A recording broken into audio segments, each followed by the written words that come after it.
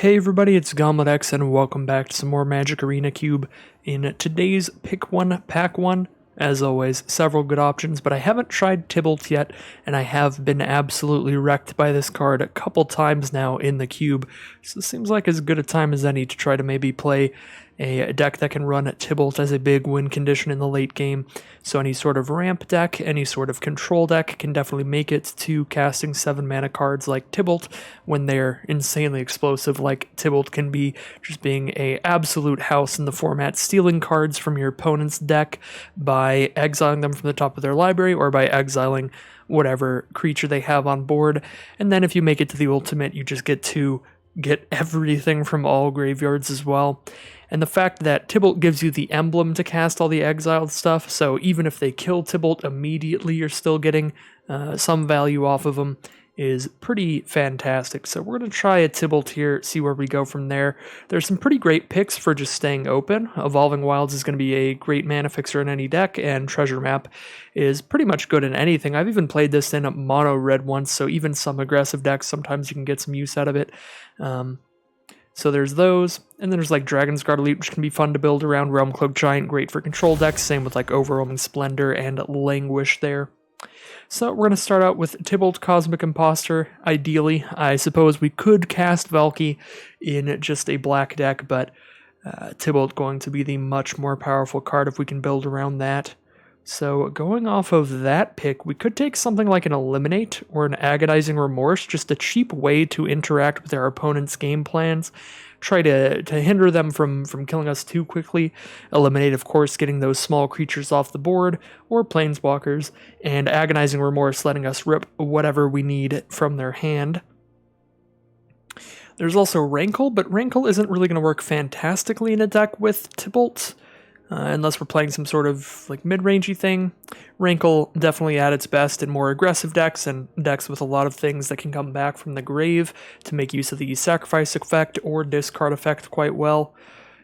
We've also got Kaya if we just want to take like Mardu Planeswalker control, which is a thing we could do if we're going more controlling here. We can definitely end up in like 3 colors, and Kaya's a really annoying, pretty powerful planeswalker, although Kaya does also incentivize you to have a lot of creatures out, so it'll be a little harder to play than Tybalt. I might just try out a Kaya here, go for something really different, and Chandra's gonna make it actually pretty clear that I think that's what we're going to go for here. At least rack those planeswalkers, but Chandra is very similar to Tybalt in that she's a lot of mana, so a little bit hard to get out, but if you get her out there, she can really turn a game around massively. If you're against a really aggressive deck, all of a sudden you just wipe their board with the -3.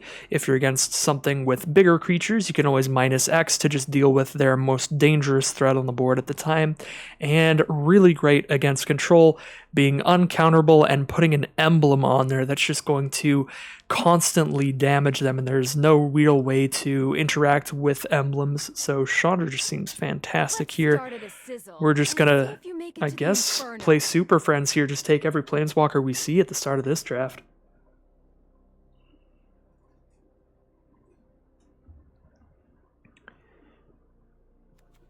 I think Kaya is almost definitely the weakest of the 3 cards we have right now, so I definitely wouldn't feel too bad about getting pushed into just Rakdos, but at the same time,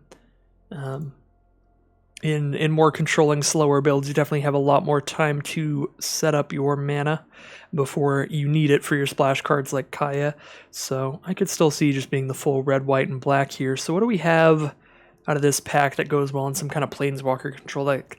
There's like Sphinx's Revelation, which theoretically would work well in a more controlling deck, but the fact that it requires double blue is going to be really difficult for us.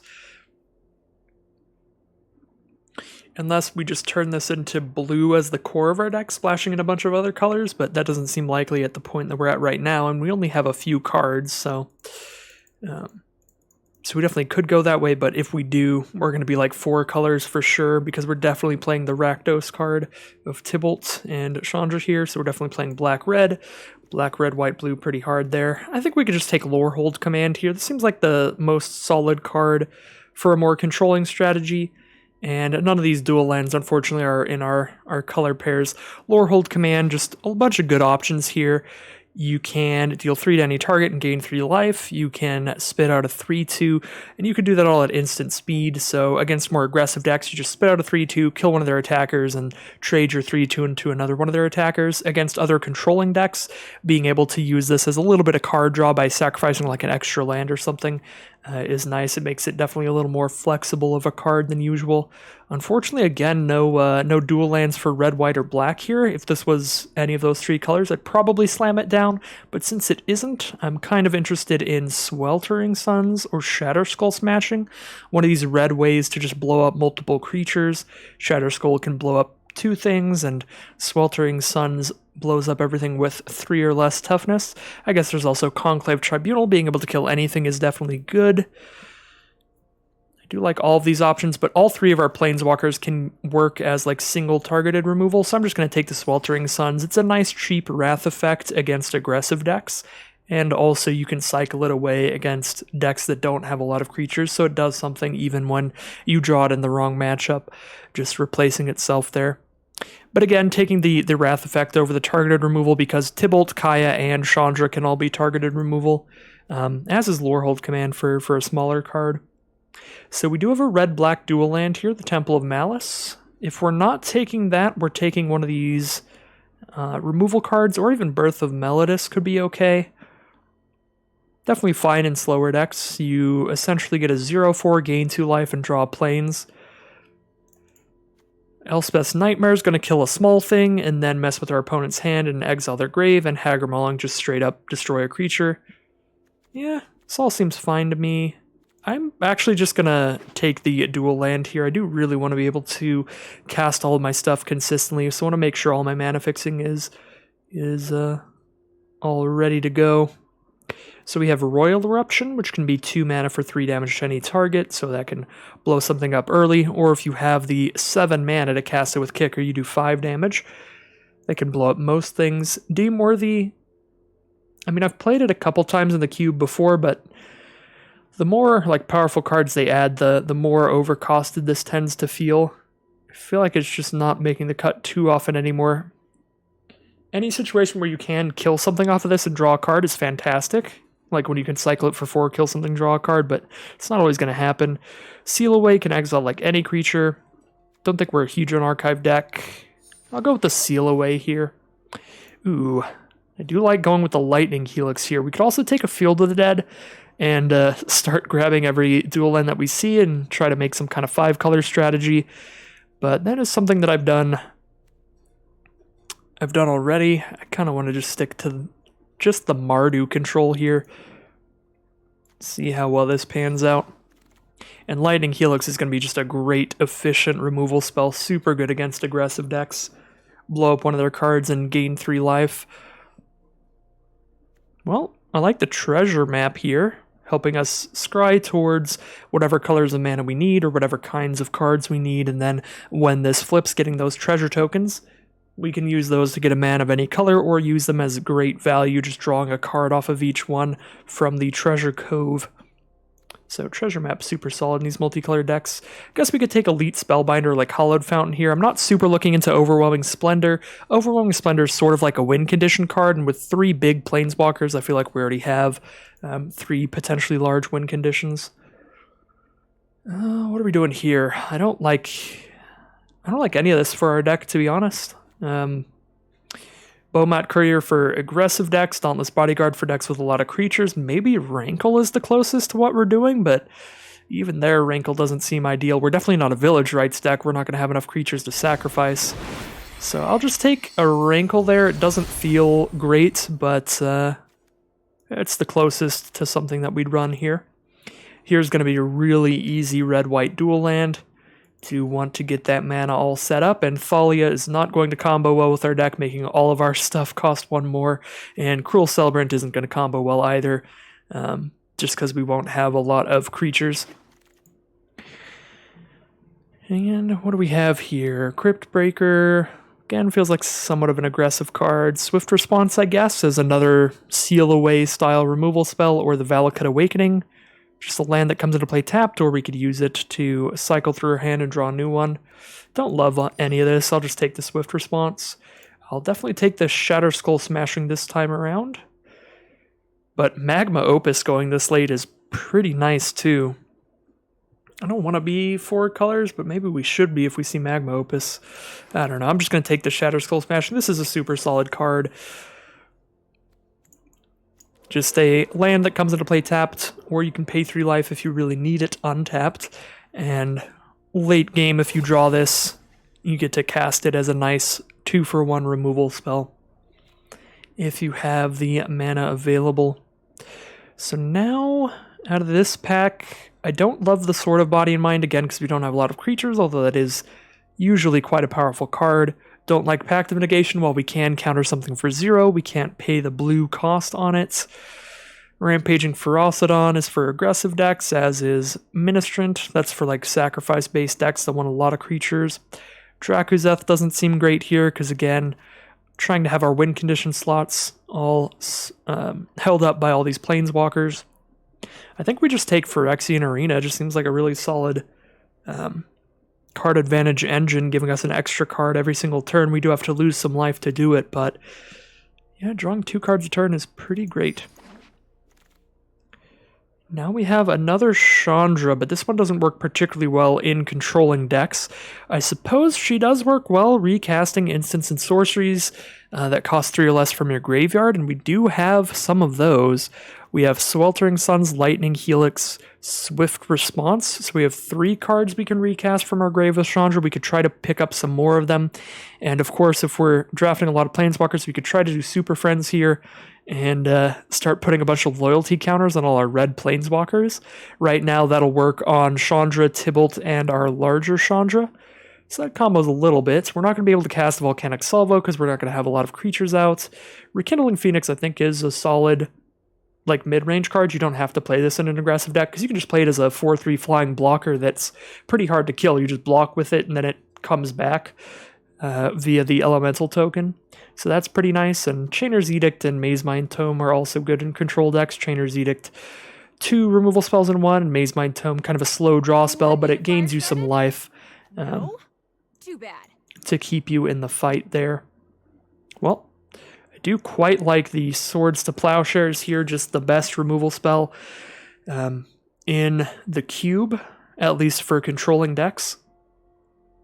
Your opponent's life total doesn't matter super highly unless you're playing a very aggressive deck. If you're playing a control deck, you're going to win the game by clearing out everything they've done and then like setting a planeswalker on the board. Like that's kind of how we win the game. It's not directly in a lot of race situations where each player's life total matters a lot. So Swords to Plowshares is basically just the 1 mana exile any creature, which is super good. Disfigure and Fatal Push are also really solid. So they're definitely options, but not as good as Swords to Plowshares here. And any of those 3 removal spells will work with Chandra's -2, so I do like that quite a bit. Might want to wheel this Cold Steel Heart for a little bit of mana ramp to get us to our high-cost Planeswalkers, but other than that, pretty happy to take Swords. Now we have a black-red dual land, so we can get some more of that mana fixing. We've got 2 dual lands right now, so that seems pretty solid to me. We also have Murderous Rider, which is going to be pretty great. 3 mana instant speed, destroy a creature planeswalker. We do lose 2 life to do it, but because it's an adventure, we get to cast the creature half of this card later and get a 2/3 lifelinker onto the board, which at least chump blocks and gains back the life that we spent into it. So Murderous Rider's pretty solid. If we were doing that 4-color control thing that we that would have been open with the fact that we saw like Magma Opus, we could take a Silumgar's Command or ideally a Scarab card, a Scarab God, because this card is so hard to beat. I think it's just between Murderous Rider and the duel to me. And I'm just going to take the duel. I feel like we're getting a lot of decent removal here. We don't really need the Murderous Rider. And once again, I think this pick will be pretty easy. Sure, there are tons of cards in our colors, but not a ton of cards that work well in just a Planeswalker control deck. The only one there is going to be Feed the Swarm, I think. Destroy a creature or enchantment, lose life equal to its mana value. For only 2 mana, it's definitely worth the life cost. Otherwise, we're taking something that looks pretty aggressive or wants us to have a lot of creatures. Priest of the Forgotten Gods and Emberstorm Predator want a lot of creatures to sacrifice. A Dragonkin Berserker, Null Priest of Oblivion. I guess just Dragonkin, a really aggressive card. Null Priest wants a lot of creatures in the grave. Usher the Fallen, another aggressive card. The only thing remotely close is Find Finality, and that is, again, slightly off color. We'd have to play green to be able to do that, so we need to pick up cards like Chromatic Lantern and even more dual lands than we have right now. So here we could take Chromatic Lantern to be open to taking those random blue and green cards that we're seeing, but we also just have Cleansing Nova, 5 mana, destroy all creatures, or destroy all artifacts and enchantments. Either halves of this card are most of the time going to be a one-sided board wipe for us because we're likely to only really have Planeswalkers out on the board. And this does not kill them. So I think Cleansing Nova is just going to be a pretty easy pick here. Now we have Starnheim Unleash. This card is one of the strongest cards in the cube for sure. I don't know if I've ever beaten someone who's cast this. Maybe I have because I've had like a Wrath effect, but other than that, this card is dramatically hard to beat. And it almost always turns the game around completely if you foretell this and then cast this later. If you have, 7 mana, you're getting 3 4/4 flying vigilance creatures, which is just absurd. Really, really hard to beat card. We're going to roll with that here. And Approach of the Second Sun's a card we could take for another win condition, but again, I think we're doing okay on win conditions. We've got the big Planeswalkers, we've got the Starnheim Unleash now. As fun as Approach of the Second Sun is to try to go off, I think it's going to be more important to just get more consistent early game interaction to deal with threats from our opponents. So something like Lava Coil or Scorching Dragonfire here. I think I'm going to take the Lava Coil because I don't know how important it is to do stuff at instant speed in this deck here, because we're going to be tapping out for Planeswalkers ideally later in the game. So I feel like this could be like a tap out control deck. And I don't think we'll be playing anything in this pack. Creatures don't work too well. Jakuzeth, but again, we have win conditions. I'll just throw a Jakuzeth in the sideboard, I suppose. And I could take a Chainer's Edict here. We can try that out. Have somebody sacrifice a creature and then do it again later off the flashback. There's also Forsake the Worldly, though, which is main deckable artifact and enchantment hate just because you can cycle that card. Foulmire Knight or Disfigure. I think I'll just go with Disfigure. More cheap removal. I'm, of course, always in love with that. Cruel Reality, another win condition type card, so I don't love it here, but Doom Necromancer isn't going to do anything. These other cards are kind of off color. I guess here I'll take the Silumgar's Command. Even though I don't want to do 4 or 5 color, I think Silumgar's Command is much better than Cruel Reality would be in this deck. Cruel Reality is just like a slow kind of weak win condition in comparison to the ones that we already have. So I don't love that. We're not going to play either of these cards. I guess I'll scoop up a SRAM's Expertise and then a Bastion. So here we are in the final pack. What will we be taking out of this? Maybe a Cast Out. Give us a removal spell that can exile anything, not just creatures. That seems good. Glorybringer is a great card, even if we don't care about having creatures. The fact that this is a removal spell and a creature all in one means we get to attack with this, exert it, kill one of their creatures, and then maybe even do it again later. Although, because we have such a low creature count, anytime that we play an important threat like Glorybringer, it is just that much more likely to die, because our opponent doesn't need that much removal in our deck to be able to have their one removal spell by the time we cast a Glorybringer, so kind of don't like that for that reason. Yeah, I think I'll just roll with Cast Out here. There's also like Inscription of Ruin, which does a lot of decent things, and it does them all if you pay a bunch on it, but just going to roll with Cast Out here, make sure we have a variety of removal that can hit not just creatures. It feels like we have a ton of stuff that can kill creatures right now specifically, and not a lot to like deal with opposing Planeswalkers, so Cast Out fills that role pretty well.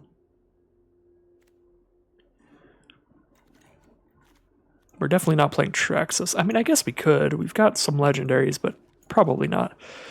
So we'll throw that in the side for now. We have 3 lands. This would be a 22 non-land card deck. That's probably about what I want here. I guess our curve's pretty good because we've taken so much like cheap removal. So maybe we do a full 17 here. I do like these dual lands for sure, as I've been saying. Don't like the War Singer. This brings creatures back from your grave, so it doesn't matter here. Elspeth cares a lot about just making a bunch of creatures and making them bigger, so I don't like Elspeth here, even though we're somewhat super friends. I think my favorite cards here, and there's a lot of them, are Doomblade for just efficient instant speed removal, Abrade, very similar, Ondu Inversion for another Wrath effect that we can play as a land if we're stuck on mana.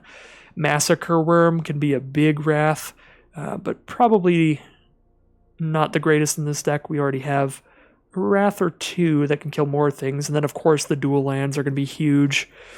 Yeah, I'm feeling like pretty solidly sold on removal here. I think I just want more dual lands and just make our mana absolutely beautiful. Ooh, very happy to see Kolagon's Command here. 3 mana, deal 2 to any target, return a creature from your grave to hand, or 2 to a target, discard a card, or target player discards a card, or 2 to target, destroy an artifact. In our deck, the vast majority of the time, this is just going to be kill one of their creatures, make them discard a card, but that is very good in the right situation, mainly against more aggressive decks. And the times where we get to use this to deal 2 to one of their creatures and also destroy one of their artifacts, there's just going to be absolutely fantastic. So I'm happy to take that here. And we're not taking it over much else. I guess there's Baleful Mastery. Exile a creature Planeswalker for 4. That could be pretty good. There's also like Teferi's Protection, which is just basically fog. Just one turn you say Teferi's Protection, don't touch me. Here I guess we can take Chandra Heart of Fire. We don't really have enough instants and sorceries, red instants and sorceries for the -9 ultimate to do anything absurd, but I think just the threat of activating it is enough to get our opponents attacking this. And just being able to do 2 damage to any target every turn is pretty great. And if we ever run out of cards, we can of course do the other +1, discard our hand, and then just have access to our top 3 cards instead. Yeah, Chandra seems fun here. Obviously a great combo with Chandra Acolyte of Flame, putting loyalty counters on all the Planeswalkers. Oh, here we have Mire Triton. Gain a couple life and get a Death Toucher out in the early game seems fine. Don't like Faithless Looting unless we're doing some graveyard synergies and we're not here. These creatures are just aggressive stuff. Kind of between Declaration and Stone, Golos, and Castle Ardenvale. Mainly between Declaration and Stone and Golos here. Declaration can exile a creature for cheap, but it does let our opponent draw a card by giving them that clue. They just have to pay the mana for it, and Golos is just a solid big blocker and a ramp spell that does draw removal pretty much all the time. I'm just going to scoop up a Golos here. It's definitely not like the best Golos deck ever, but Golos is also just a fine little value card. Doesn't necessarily have to do any crazy combo-y stuff. I don't think that there's a single card in this pack that we can really use. I'll probably just take Bosri's Lieutenant, because it's the most like standalone threat out of all of these cards. The rest of these want more things to operate, like Ranger of Eos, you want some 1-drops. Phyrexian Obliterator, we need way better mana. Nightmare Shepherd, you need other creatures on board. Like Bosri's Lieutenant, you can play it and just put a counter on itself and whatever, there's a threat. Not saying it's good for this deck, but it's the closest out of all of that. I think this will be a pretty easy Lightning Bolt. It's not quite Swords to Plowshares, but it is a 1 mana instant speed removal that removes a lot of stuff, even if it isn't any creature like Swords to Plowshares is. So I'm pretty happy taking the Lightning Bolt here. It also gives us another red card to search up with our Chandra Heart of Fires to make her ultimate a little more active, and another cheap instant or sorcery to use with Chandra Acolyte of Flames, -2. Now we have a white-black dual land. We also have Elspeth Conquers Death, though. Yeah, these are both fantastic, as is Amiria's Call, just a land or a big 2-angel spell in the late game. I like the Pathway. I like the Elspeth Conquers Death. Yeah, I'm going to scoop the Elspeth Conquers Death up. This is such a big swing. Again, those control matchups where you remove one of your opponent's creatures, you make their next spell cost more mana, and then you just bring back your best Planeswalker that's died so far. Or a creature, but that happens less often.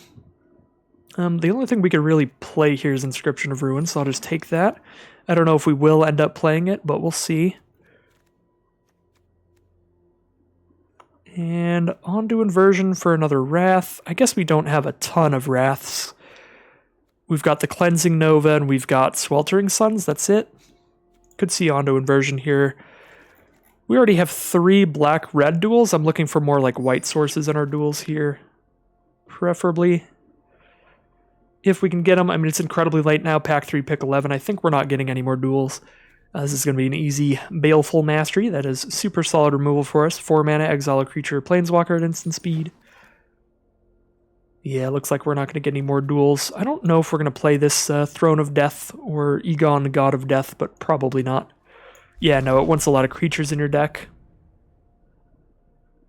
for the Throne of Death, and don't think we really want Egon either. Take the Faithless Looting. Yeah, we're not going to get any more dual lands. Sad. Little sketched out about the mana situation. Probably should have taken the white-black duel, I suppose, over the Elspeth Conqueror's Death. But we've got some good duels. We have 4 of them. It's not the worst mana I've ever run in a 3-color deck. Go ahead and turn off the Parallax card styles. I just find them distracting. I do like the non-3D card styles, though. And we have to make 7 cuts to this deck. Do we have any creatures in here? Alright, we have an All Seed of Life's Bounty, Golos, Rankle, and Valki, which isn't exactly a creature. So All Seed doesn't make sense in here, it just protects creatures, so we'll cut that.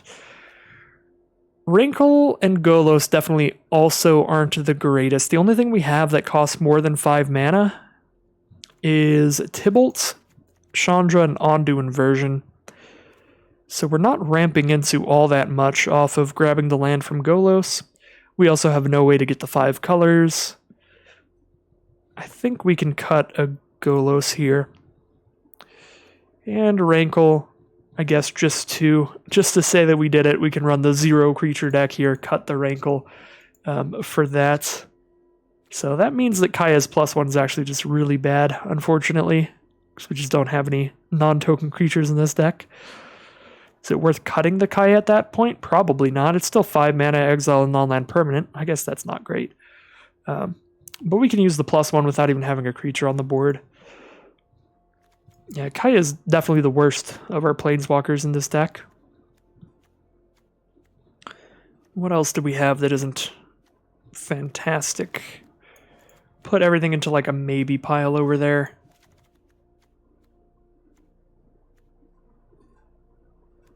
Yeah, I don't know how I feel about Chainer's Edict. Also Swift Response and Steal Away, because they're only good against other aggressive decks, really. Like if we play against one of those blue controlling decks that just likes to play Patient Rebuilding and Teferi's Tutelage, these cards are going to be super dead, but I guess so will most of our removal. But these are just extra so, because not only do they have to have creatures, they have to be actively tapping them for some reason or other. If they just play like a Ruin Crab, we can Disfigure it or Lightning Bolt it, or if they're playing a value creature like Archmage Emeritus, we can also just shoot that for 2 damage. It doesn't need to be tapped to do so, so definitely some of our weaker removal, these 2 cards here. So I'll move these to the side as well when we're making our decisions.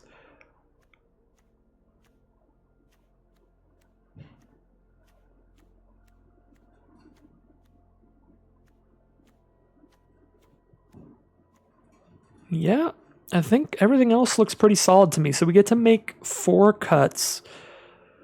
Maybe even more. I think because we have like Ondu Inversion and Shatter Skull Smashing, if we leave both of those in, we can run the 17 lander, and then we have 19 lands in the situations where we need them. So that means just 4 cuts to make. Could just cut everything but Kaya. Yeah, I think Seal Away and Swift Response definitely are looking like some of the weaker removal in this deck. We can cut those first. I feel like we're probably supposed to cut this Kaya. Yeah, we're just Chandra Tribal. Get out of here, Kaya. You're not a Chandra. And then Chainer's Edict or Inscription of Ruin. I like that Inscription of Ruin, like, does something, even if our opponent is control as well. Just have him discard 2 cards, like, it's whatever. Whereas Chainer's Edict doesn't really. And Chainer's Edict is also dead when our opponent's playing somewhat of a token deck, which can happen. Yeah, I'll take the Chainer's Edict out. We'll run this Inscription just to make our opponents discard 2 cards and maybe kill one of their cheap creatures. One of those 2 options should be decent for 3. Probably not kicking this all that often. I don't feel like there's going to be many situations where we have 7 mana and we want to use 7 mana to make our opponent discard 2 and kill a small creature. Feels like a pretty corner case, and we definitely don't have any creatures to bring back with the second modal ability on this. But just being able to choose for 3 mana between the small removal spell or the discard spell seems solid. So I think this is going to be the deck. Is our mana good? Is the auto-suggesture... Is the auto-suggesture doing it right for us? We have 10 red cards, 7 black cards, 8 white cards. So mostly red, and then black and white are pretty much the same.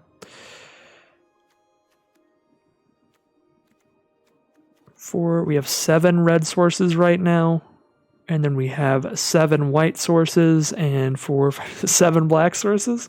We have exactly an even number of every color of sources here. Yeah, that's probably fine by me. Yeah, let's run it as is and see how the Planeswalker control deck runs.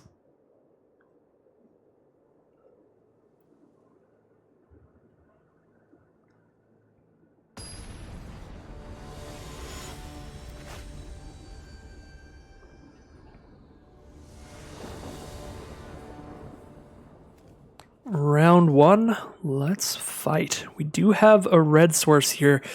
Going to be a little bit of an awkward hand to play out, because I don't think I'm going to play this pathway on red immediately, but I do think I'm going to keep this hand. I think if we don't hit the second black source for Phyrexian Arena on turn 3, we're probably going to have to run out the Blightstep pathway on turn 3 just to get this out and start drawing cards as quickly as possible. But I really like that we have the option, if we need to use Lightning Bolt as a failsafe if our opponent is on a very aggressive deck here.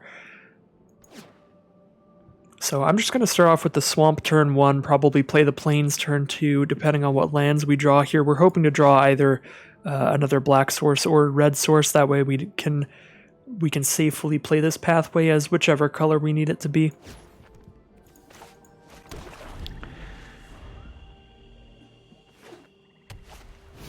Our opponent starts with Plains into Usher the Fallen. Starting to feel like I probably should be Lightning Bolting that Usher right now. If I don't Lightning Bolt it, then even if they don't have a turn 2 play, they get to spit out another creature, making a 1/1 token off the Usher of the Fallen. And against an aggressive deck, even if I do run out the arena early, if I don't have the early removal to back it up, that loss of life is going to hurt a lot as well. Yeah, seeing the Usher of the Fallen, I think, is going to be the situation where I have to use the Lightning Bolt as a failsafe. And I'm just going to use it before they untap here. Remorseful Cleric is the next play. A 2/1 flyer. We do have the second red for Chandra, that is good. But unfortunately now we don't get to run out Phyrexian Arena. It's okay, we have 5 mana guaranteed, so we're only going to need to hit 1 more mana before we can cast this Chandra. And that can hopefully wipe the board from anything else that they've played, because they do look to be red-white here. Some pretty aggressive colors. I'd expect a lot of small creatures from our opponent.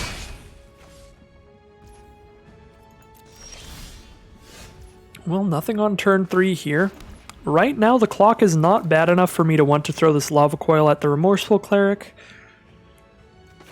when I can hold up Baleful Mastery to use at instant speed instead. Probably kill something bigger on their next turn.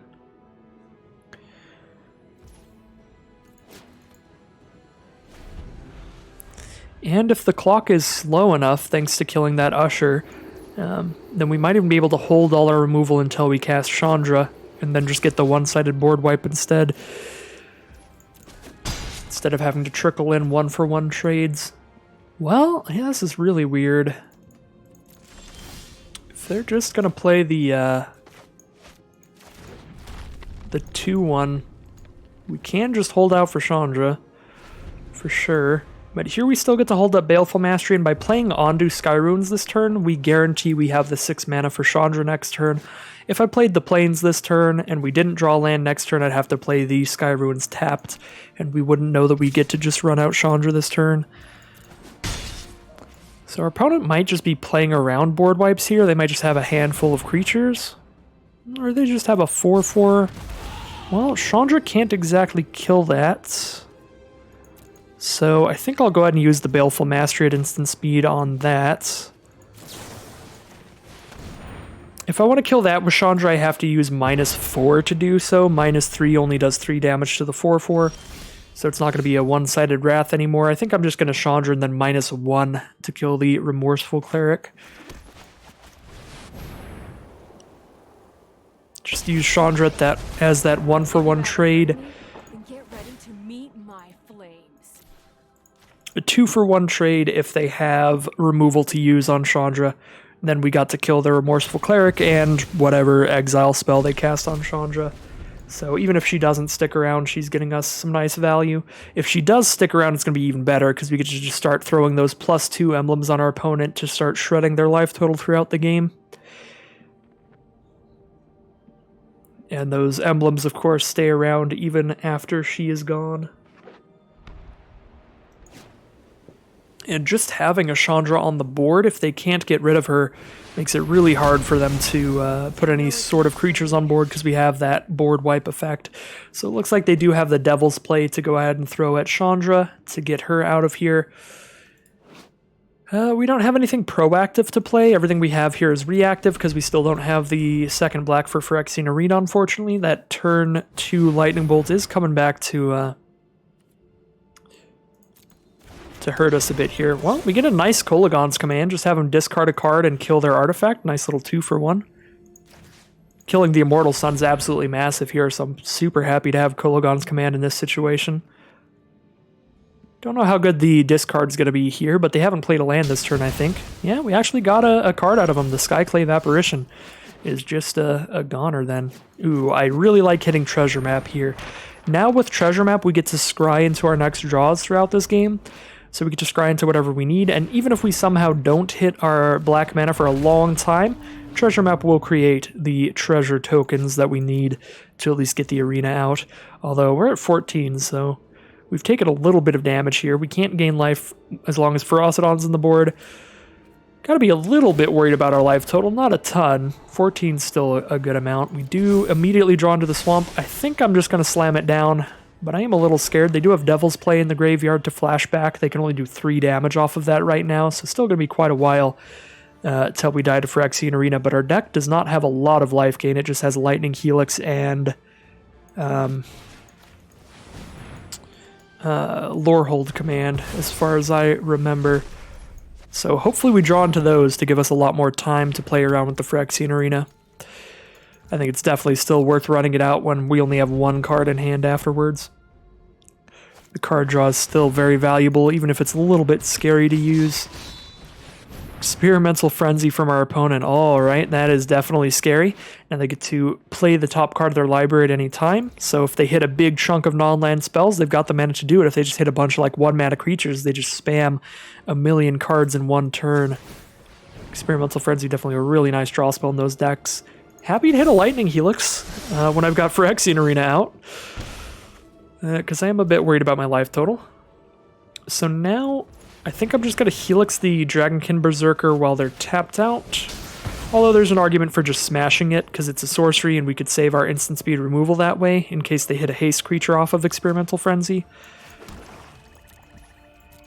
But I'm just going to gain that life, get that out of the way. We might be able to Shatter Skull Smashing as a 2-for-1 if they play 2 creatures this turn. Even if they make it cost more, we can still probably do that.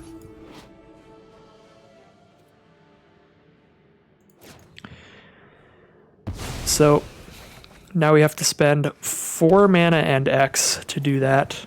But it looks like they just hit a clump of lands, so that's going to stop right there. We hit an Elspeth Conqueror's Death. We can get rid of Experimental Frenzy. Seems fantastic here. Have Inscription of Ruin to make them discard their hand. Do I have enough mana to do both?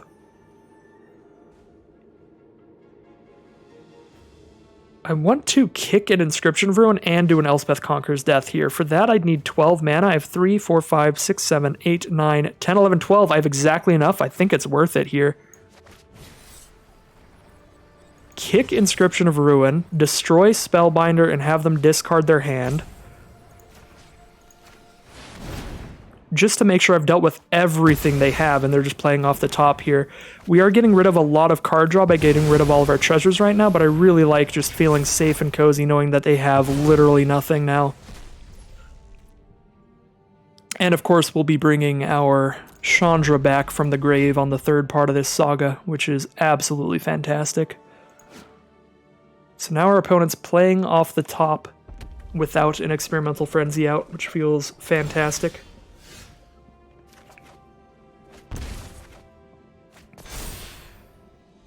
So they have that Devil's Play, 1, 2, 3, and then 5. They can hit us for 5 right now. Still worried about our life total for sure. So if I draw on any life gain, I'm gonna do it. The second I hit it, like I'll just Lore Hold Command their face at this point. Kind of like our one way to lose this game is if they just... if they just have a bunch of burn in a row.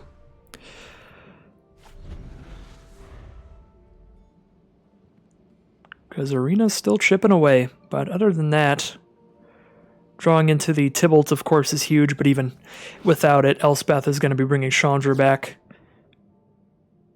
She's going to have a pretty huge lock on the board state.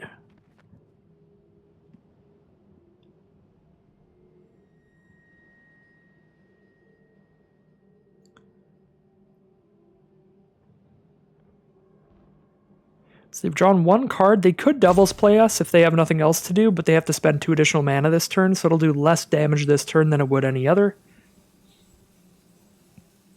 It's definitely not enough to kill us or Tybalt right now.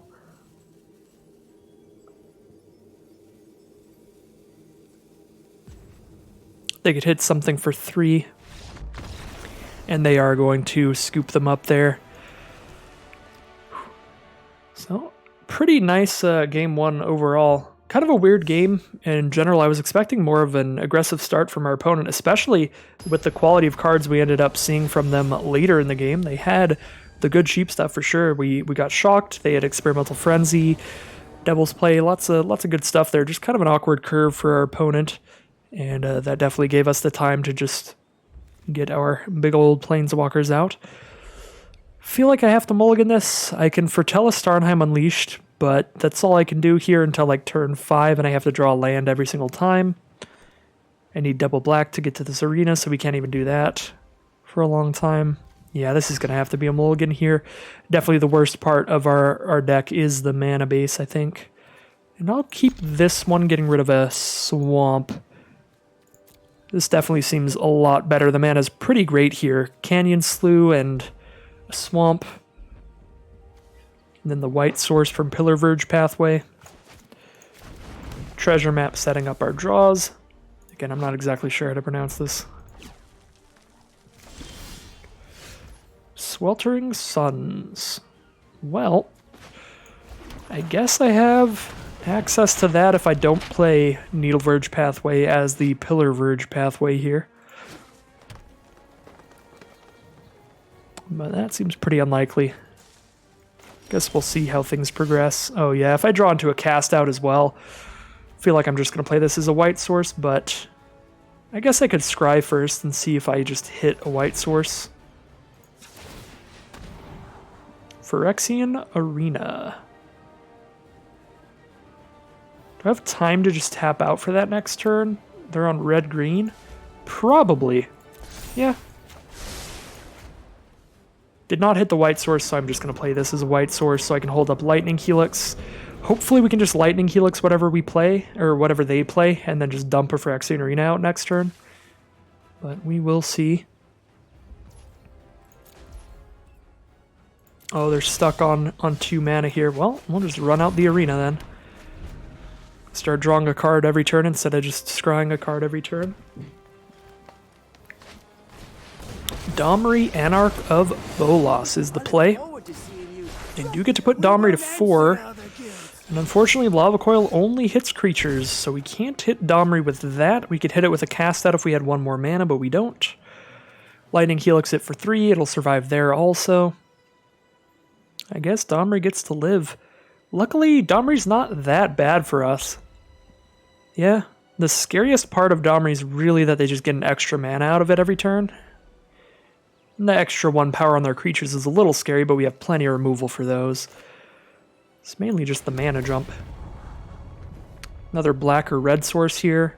I mean, we will want that mana eventually. Yeah, drawing 2 cards a turn. I think I'm okay to keep that on top. Yeah, we have like a lot of removal right now.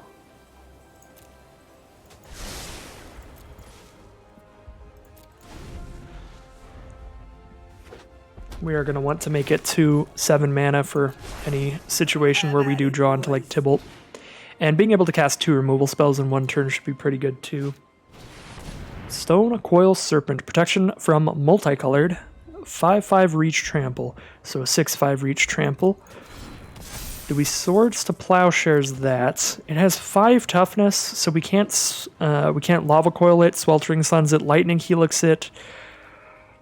We can't blow it up if we draw a Kolaghan's Command. I think we just Swords to Plowshares it right now.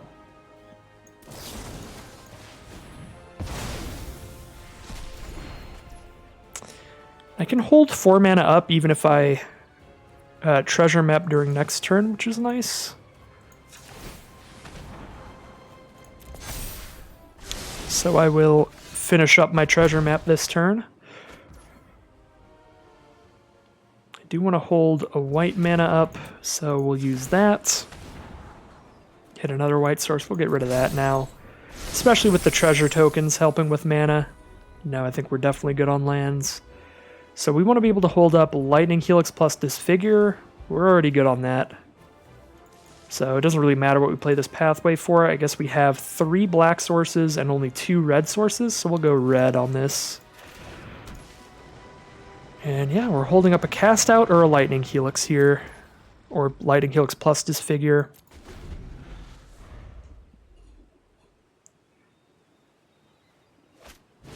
Solemn Simulacrum. Yeah, let it do its thing.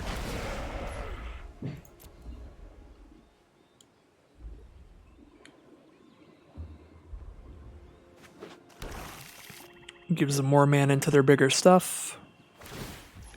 I feel like we're just going to have to let Domri do whatever it wants to do, because I don't want to cast out this Domri and then have our opponent just like drop out a 7/7 Drakuseth or something, and then we're down to all this removal that just does a little bit of damage. So I'm just going to hold on to cast out. And just let Domri go off, kind of. Shatterskull Smashing is a draw. Shatterskull Smashing can hit Planeswalkers here, though. I could pay double red and then 6 to kill them both.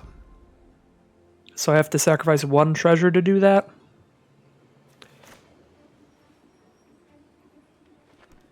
Yeah, that's probably worth it.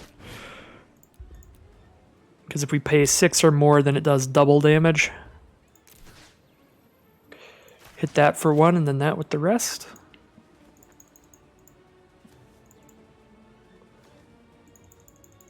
Is he going to stop me? Okay, it does stop me. There. So 12, bam. Sacrifice 1 treasure token to just get that board gone. They do draw a card when Simulacrum dies, but I'm going to stop every point of damage they could possibly hit us with.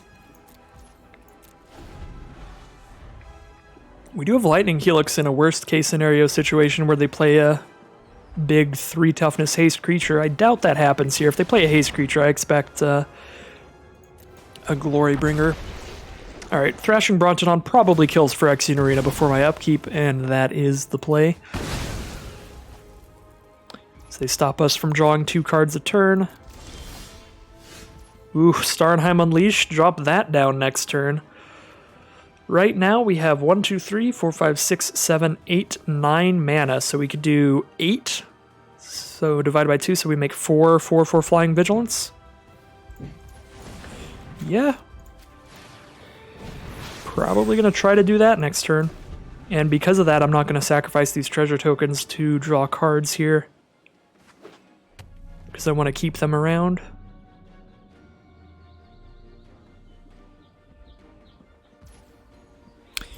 Nothing. They have 5 cards in hand. They've been stuck on mana for a while, but they're still going to cast nothing here. They probably just have the Wrath or multiple removal spells to use in response to my Starnheim Unleashed. If it's multiple removal spells, then I think Starnheim maxing it out will be pretty good. Inscription of Ruin to make them discard 2 doesn't seem too bad here.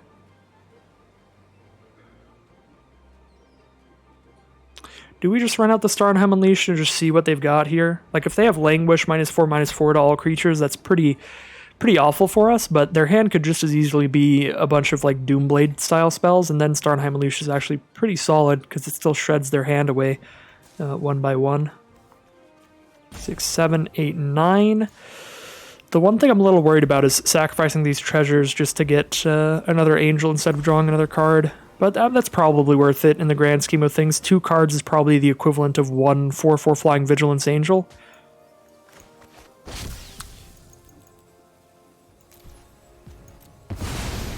We're just going to do it. See what happens here. I'm a bit worried that they didn't play anything last turn, but we'll have to see.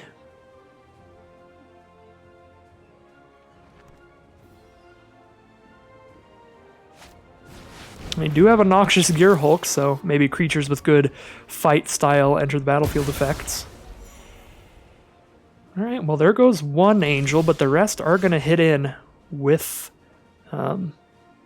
Vigilance too. We don't have a second white mana here, actually. Did not even realize that, so we don't get to Elspeth Conquers Death this Gear Hulk, which would be the best thing to do here. Guess we'll just Lava Coil it.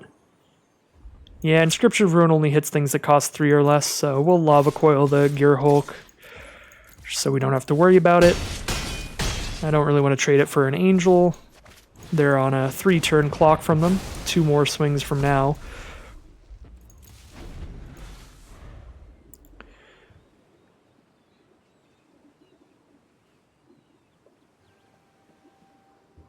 Exiling it also feels pretty good when our opponent's playing green and black. Green-black in conjunction in this format have some graveyard synergies.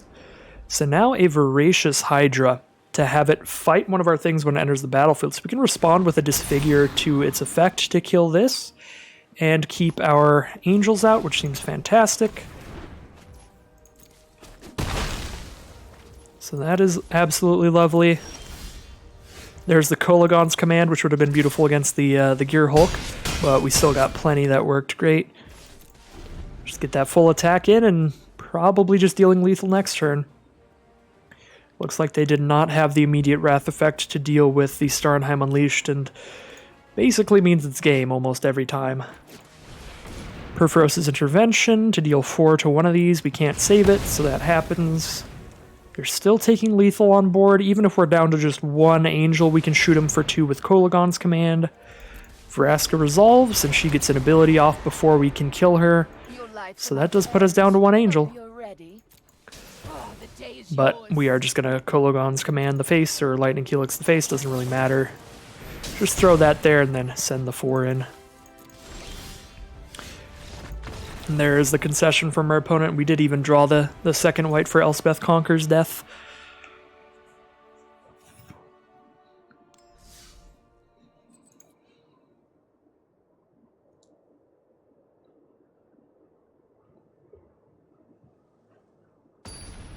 So some more solid stuff from Super Friends. Although that time the game was really just the Starnheim Unleashed closing things. Didn't have much to do with any Planeswalkers in that game. Alright, pretty great mana here. We make it to Kolagon's command at least. Opponent is on the play, so could get aggroed out pretty hard against Field of the Dead. Unlikely to be playing against something particularly aggressive when you see a Field of the Dead. I do kind of want this swamp. That makes sure we have 5 mana to get to Lorehold command.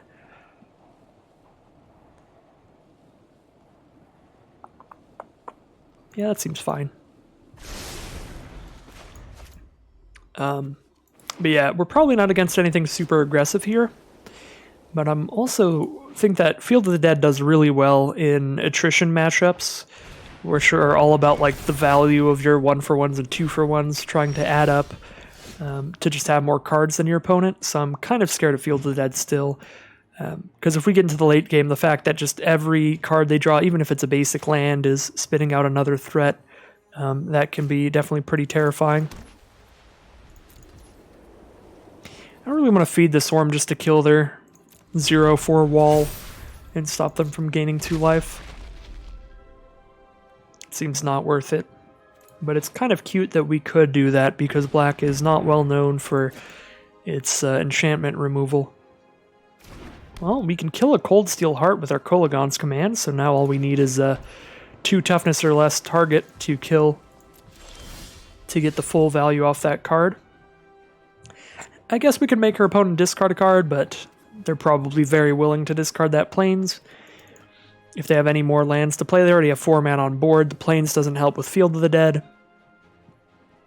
Yeah, I don't feel like making them discard is particularly fantastic here. Just play another land that isn't a pathway and pass turn again. Just react to whatever's coming up, I guess. But it could be worth dropping the Kolagon's command just to stop them from playing like a 5 mana card this turn. We'll see. Cloud Blazer. Yeah, I'm not actually sure if it was more worth it to stop them from doing this turn or to be able to kill that flyer and the Cold Steel Heart here. But, I mean, this seems fine to me. I do get the card draw off of it, but we get the 2-for-1 as well.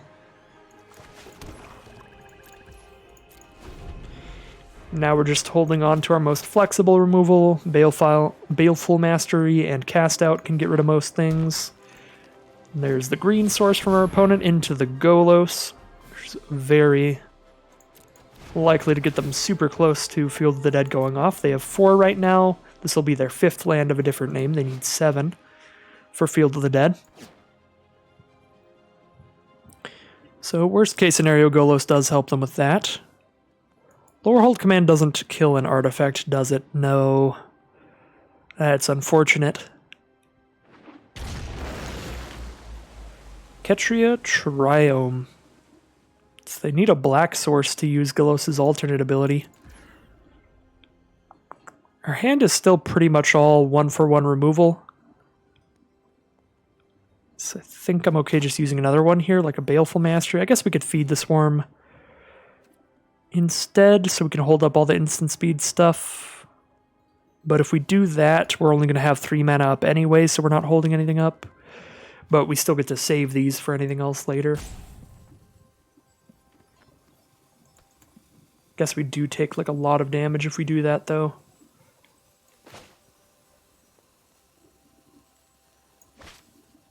No, I'm going to feed the Swarm, because these also hit more kinds of cards, Cast Out and Baleful Mastery.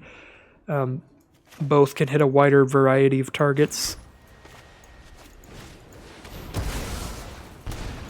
Just being able to kill Planeswalkers seems somewhat important to me.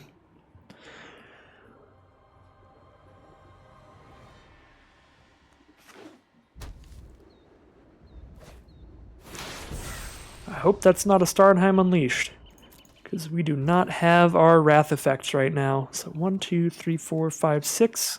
They only need 1 more land to get that Field of the Dead going.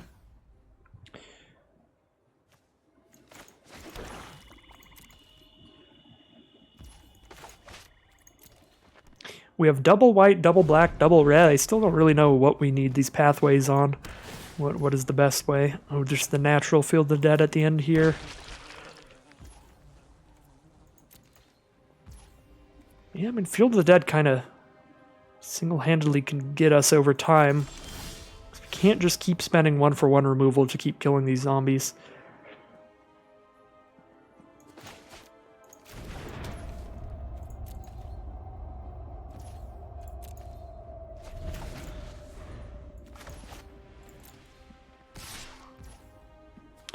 Could lore hold command to get a 3-2 and kill a zombie, but I also kind of like being able to draw cards off of it. I could see lore hold command, sack a land here. Draw a couple cards.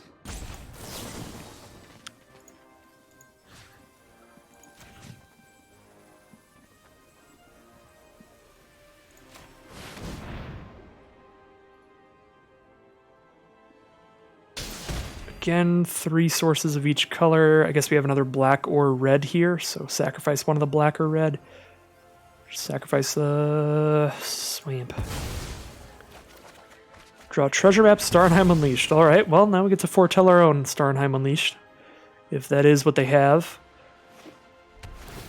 Although we did just have to sacrifice a land, so our Starnheim Unleashed is going to be less impressive than it would be otherwise. Another foretold card, oh dear. Must be like a Saw It Coming or something.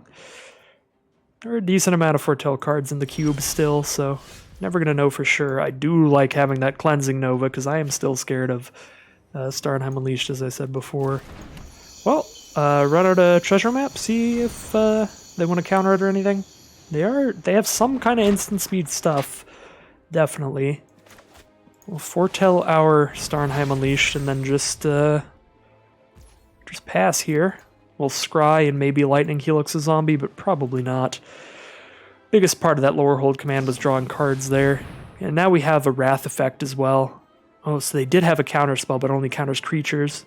So gain 4 life, draw a card, yep.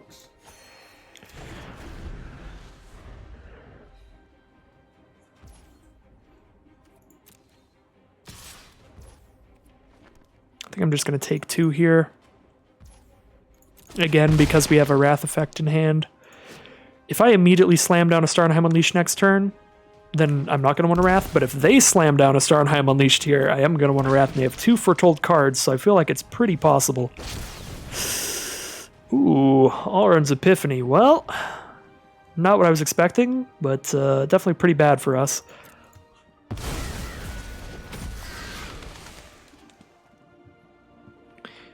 Really hoping for the Starnheim Unleashed from them, because then the Cleansing Nova would be great. Here it's still going to be good, but we are going to take a ton of damage here, and now it is a situation where if we Lightning Helixed on the first attack, we'd save a lot more damage than doing it on the second attack, if we end up having to Helix to survive here. So we'll let them take their next turn here. Do I want to Helix here? I can probably take, what, 4, 5, 6? I go to 10? Yeah, I can go to 10. And just kill everything on 1 card here.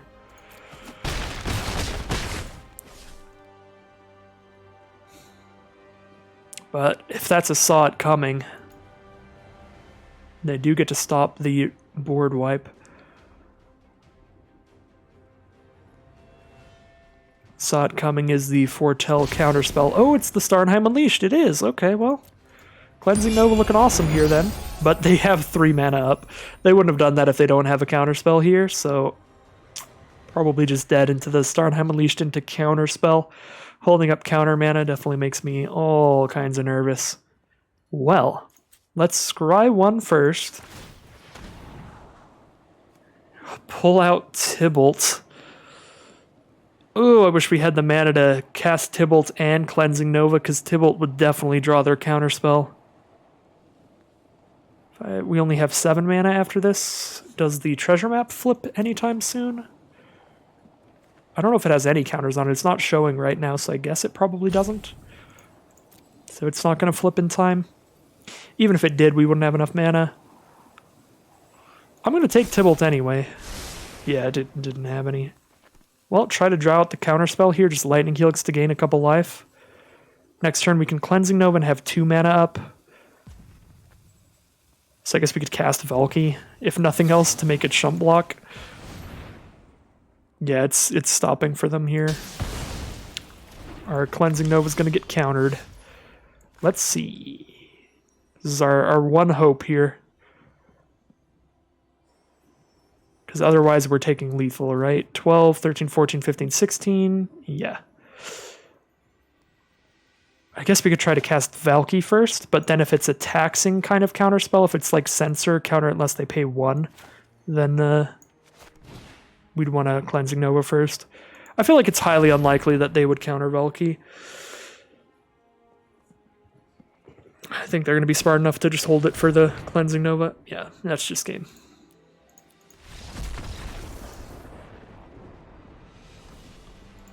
So I'd rather run the Cleansing Nova out first, just in case it's one of the tax counter spells like Censor, counter it unless you pay 1.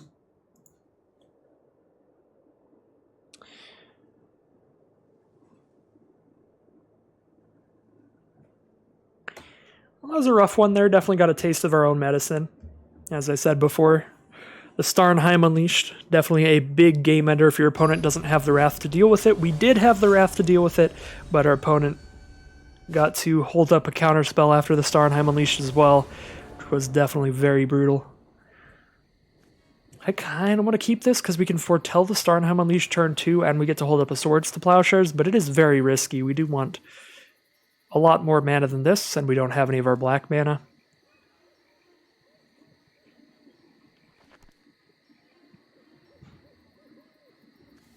I'm going to keep this. This will be our patented risky keep of the day. We'll see how it pans out. The fact that we have a Wrath effect as well seems really good if we draw the lands. Of course, any game where we don't draw the lands is just going to be an immediate loss against like aggressive decks. So opponent playing Isamaru turn 1 makes me really scared. That definitely leaves us the most open to potentially getting punished here.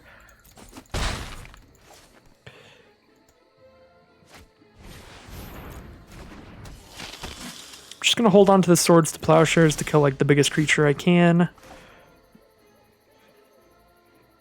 Because hopefully we get really lucky and just draw land every turn and Cleansing Nova takes everything out.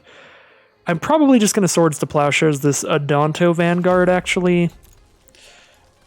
And I should probably do that right now.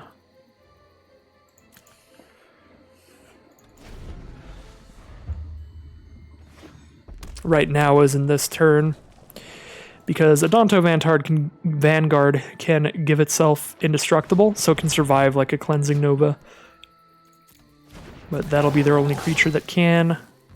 Alright, so they play that. That's their creature for turn. We'll Swords Vanguard at the point where they only gain 1 life instead of 3.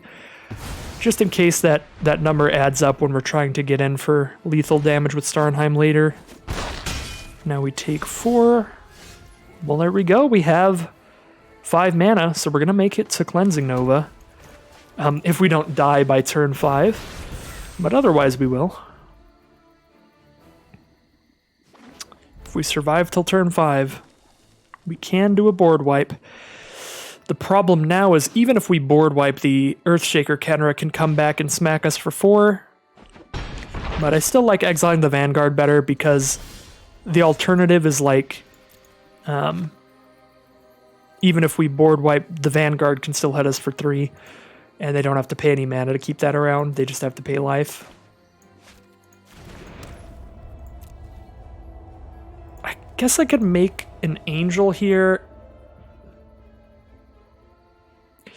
If I make an Angel here, I get to block one of their creatures. More likely, I just draw a removal spell from them and still take 4. But if I make an Angel and make a block here, I go down to 8 instead of going down to 6.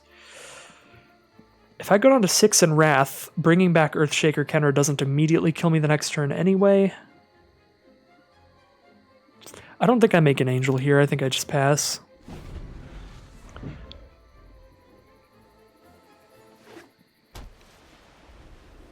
And go to 6. Then we Cleansing Nova. They probably just recast Earthshaker Kenra, and we take 4 there.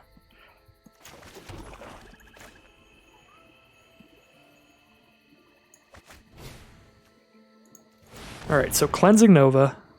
Their field goes away, but then Earthshaker Kenra comes back next turn and puts us to 2 life. But then we can make several Angels, so if they can't kill all the Angels, we can block. Problem is they're playing red, so they probably have a burn spell to deal that final 2 damage to us. after Earthshaker counter hits us. Yep, there's the Shatter Skull. Counter hits us to 2. And they just need any burn in the world to get there. Chandra, Heart of Fire doesn't do anything for us because we can't get rid of that token. What is our safest play here? Probably to kill the 4/4 and make an angel? If we had double black, our safest play would be to kill the 4/4 and hold up like Baleful Mastery, but we just have the 1 black mana. We have 6 mana here, so we could Starnheim Unleashed for just a single 4/4. We could Starnheim Unleashed for 2 of them if I don't kill the 4/4. Feel like I'm supposed to kill the 4/4.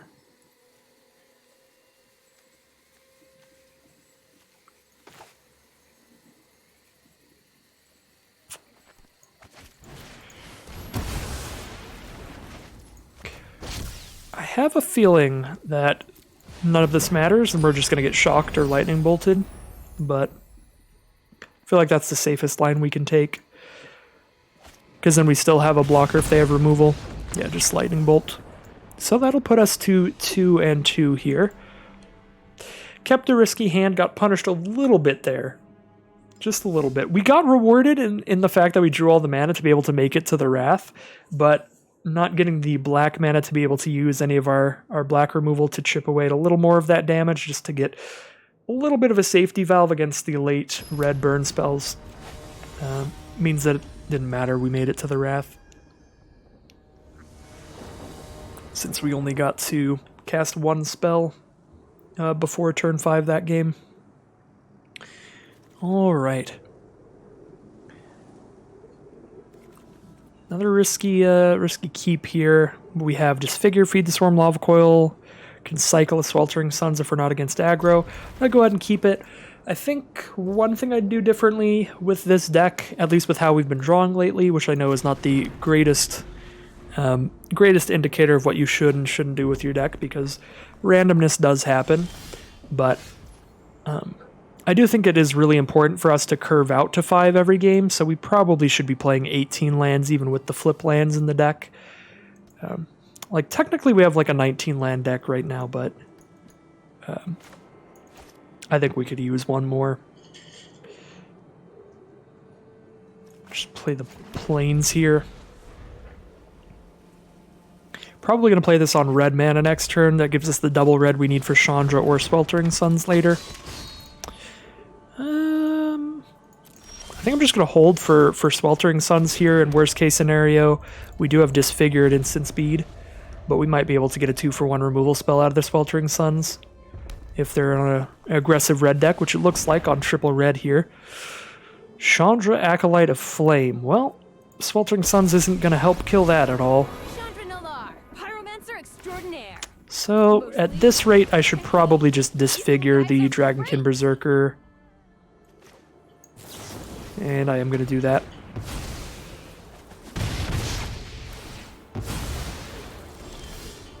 Baleful Mastery can get rid of the Chandra. They draw a card if I do that right now. But it does stop the 2 damage that she deals to us next turn, as well as holds my mana up for other removal next turn. Might be worth it. I also kind of like cycling Sweltering Suns if they just like play another Planeswalker or something next turn. But if we want a Baleful Mastery on Chandra and let them draw the card, we should do it right now before they can make tokens to hit us for more damage.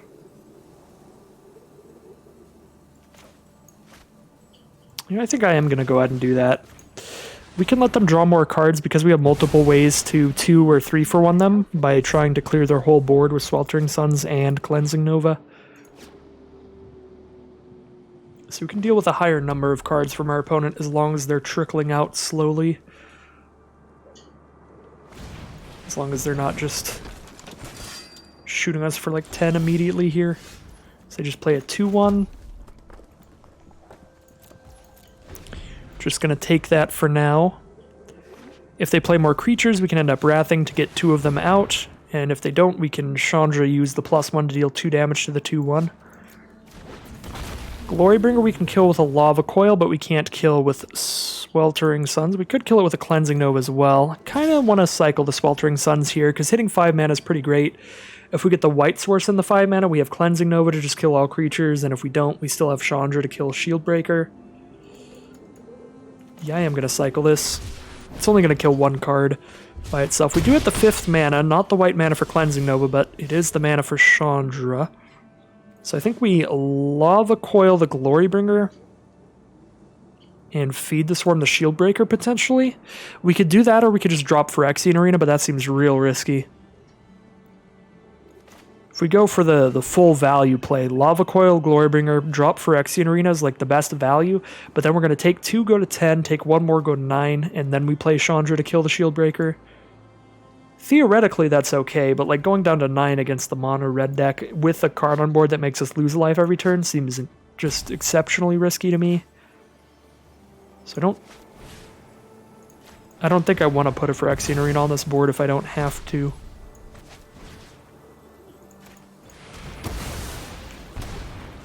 So I'm just going to kill those cards the old-fashioned way for now.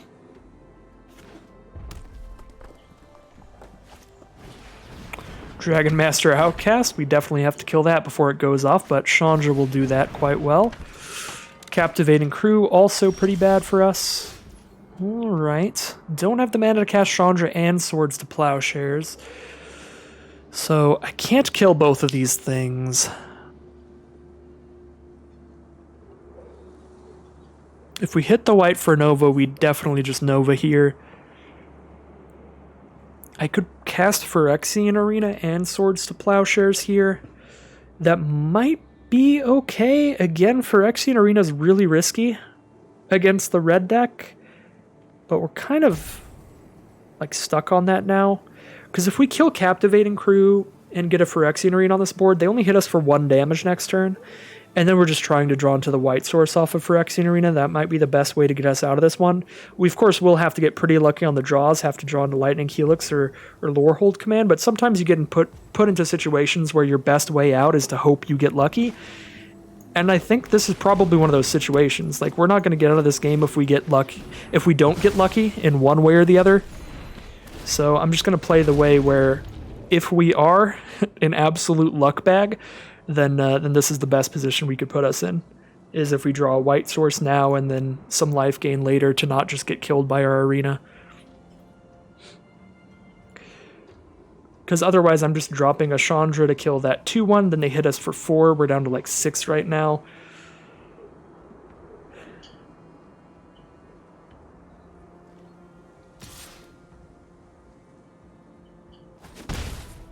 It just feels worse to me.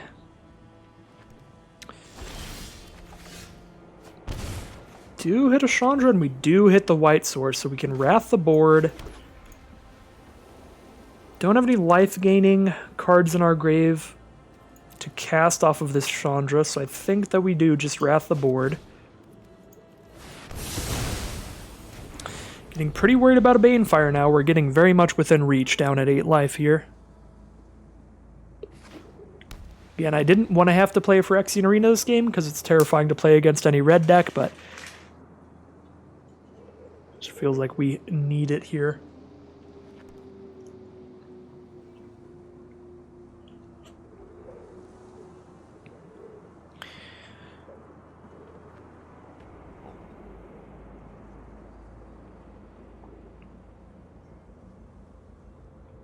They're checking out our graveyard. So we'll see what they have. They might have the 2-1 pirate that can cast something from our grave. Draw into a lightning bolt. It's not nothing. That's instant speed interaction, which is definitely something here. I could have 4 red mana out if I play this as a red source, but I only have 3, 4, 5, 6, 7 mana. I don't have enough to cast both Chandras in the same turn anyway, so I don't think that I need that. I'll just get the 3rd black mana out, and then we'll cast a Chandra and hold up the mana for Lightning Bolt. And I'm probably just going to die to a Banefire or Devil's Play here, but I would die to that card if I didn't play Arena also, because if I didn't play Arena, I'd just already be at 6 life. So if I die to something that does like 6 damage to me, that's already how the game was going to progress.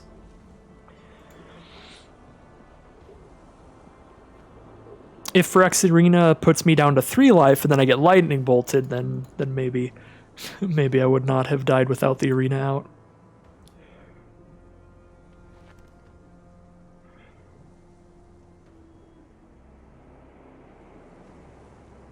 Yeah, this feels like a position where my opponent might just sit here and play a land pass turn until they have the lethal fireball style effect to close things out.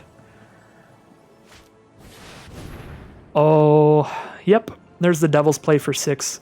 So yeah, we would have been out of this one either way. I guess technically we'd be at 1 life and then wouldn't take the 1 damage from Phyrex Arena because we wouldn't have an arena. So we'd be at 1 life and then they'd have a flashbacking Devil's Play engrave, so we would be dead either way. I guess, let's see, upkeep or draw. At the beginning of your upkeep, untap, upkeep, draw. Yeah, that's going to happen before we naturally draw a card, so we don't have any way out of this. Even if the top card of our library is a life gain spell, we'll draw it when we lose the life and just die there. So, go to our turn, Phyrexian on the stack. It is a swamp anyway. So we do die to our own Phyrexian Arena there, definitely die by the sword. Well, 2 and 3 in that draft. I think that was a pretty solid deck. I think it could have done better.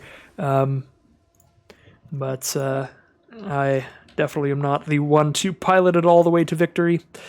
And I definitely kept some risky hands as well, which is always a bit of a double-edged sword as well there. So that is going to end today's Arena Cube draft. Let's see what we get out of our prizes for sure. Get 1,000 gold, 6th Sense, and Narset, Parter of Veils. Very powerful card in every format that it is legal in. So pretty solid stuff out of the rewards here, even if we don't get a ton of gold. Only going 2-3.